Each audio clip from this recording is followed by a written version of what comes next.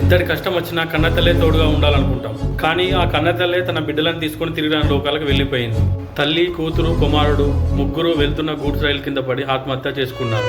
ఇది చెర్లపల్లి గట్కేశ్వర్ మధ్య రైల్వే స్టేషన్లో జరిగింది.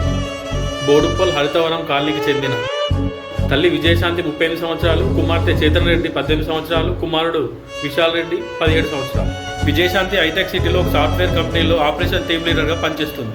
ఆమె భర్త సురేందర్ రెడ్డి దుబాయ్లో ఉద్యోగం చేస్తున్నారు. పిల్లలిద్దరూ ఇంటర్మీడియట్ చదువుతున్నారు. తల్లి విజయశాంతి తమ పిల్లలిద్దరిని హాస్టల్ నుంచి తీసుకొని కారు చెర్లపల్లి రైల్వే స్టేషన్ వద్ద పార్క్ చేసింది. అర్ధరాత్రి సమయంలో స్టేషన్ చివరికి నడుచుకుంటూ వెళ్లి వస్తున్న గూడ్స్ రైలు కింద పడి ముగ్గురు చనిపోయారు. గూడ్స్ లోకో పైలట్ దీన్ని గమనించి స్టేషన్ సిబ్బందికి సమాచారం ఇచ్చారు. విజయశాంతి సూసైడ్ నోట్లో నా మరణానికి ఎవరు బాధ్యులు కారణాన్ని రాసి ఉంది. ముగ్గురి ఆత్మ శాంతించాలని మనం అందరం కోరుకుందాం. బాధలను పంచుకుంటే భారం తగ్గుతుంది, కానీ ప్రాణాలు తీసుకోవడం సమస్యకు పరిష్కారం కాదు. ఈ వీడియో మీకు వర్త్ అనిపిస్తే లైక్ చేయండి, ఫాలో చేయండి.